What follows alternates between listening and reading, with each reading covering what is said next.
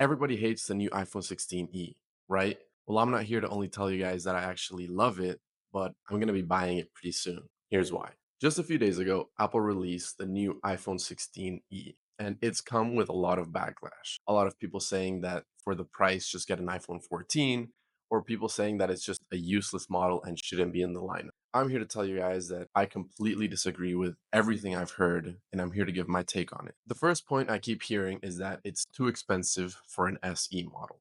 But that's the thing, the iPhone 16e isn't an SE model, it's an iPhone 16 model. And I think that's where people aren't really taking a look at it. They're treating this phone as if it's an iPhone SE. And if it were an SE, it'd have to come with a lot of the budget things that the previous generations have had.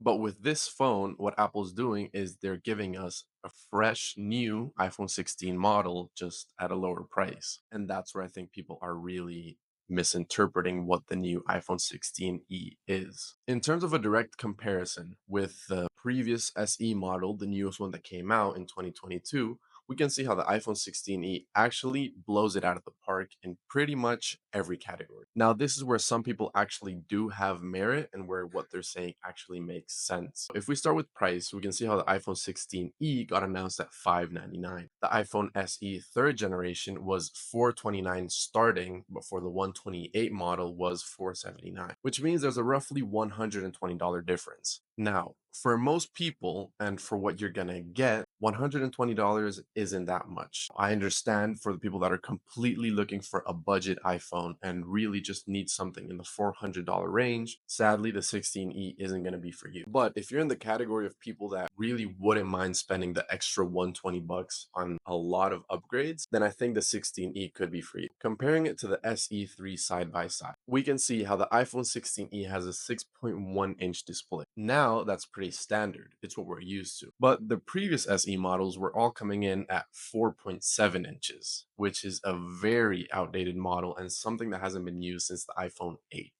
which means this revamp was necessary. Looking at the processors, we can see how the iPhone 16e is coming in with an A18 chip, which is what the entire 16 lineup has.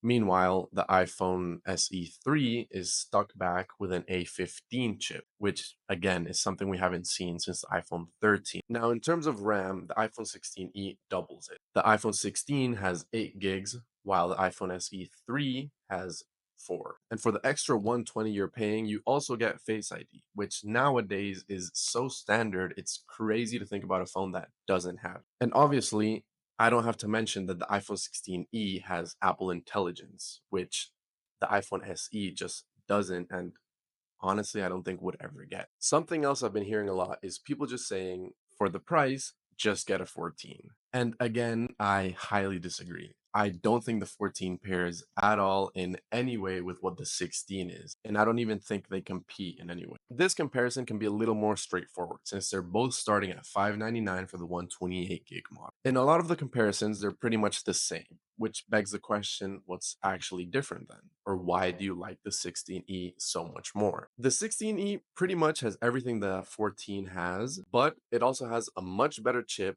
It has Apple Intelligence, it has the action button, and with the only really big downside being the cameras. Which brings me to my next point. Like I said, I've heard a lot of people saying that why don't you just get the 14? Like I just said, the 16e is much better internally. Now, if you're somebody that really prioritizes the cameras, the ultra wide lens, and the telephoto lens, then the 14 is for you. But I think most people, myself included, would rather get a few more years of updates on our phones rather than better cameras.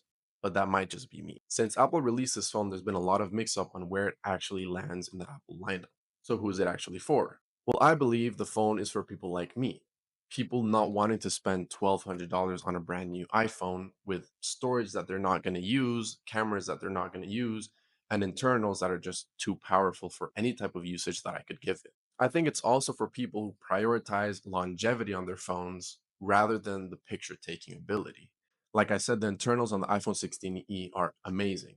The only thing it really lacks are the cameras. If we follow what Apple has done the previous years in terms of the software updates they've given previous phones, we could expect the iPhone 16e to be getting updates early into the 2030s. which for $600 is a really good deal. Now, I'd like to touch up on why I want to buy it specifically. I'm currently using the iPhone 13, which is what's actually recording this video.